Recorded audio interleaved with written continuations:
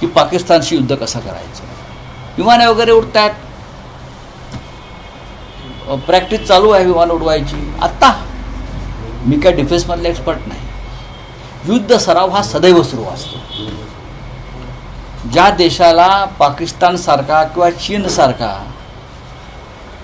एक दुश्मन शेजारी लाभलेला आहे तिथे युद्ध सराव ऐन वेळेस होत नाही, हा सुरूच असतो. एक प्रोसेस आहे. त्याच्यावर मी त्याच्यावर टीका, तो डिफेन्सचा विषय. पण प्रधानमंत्री किंवा एकंदरीत सरकारचं वर्तन पाहता त्यांच्या चेहऱ्यावरती मला ते युद्धाला सामोरं जात आहेत असं वाटत नाही.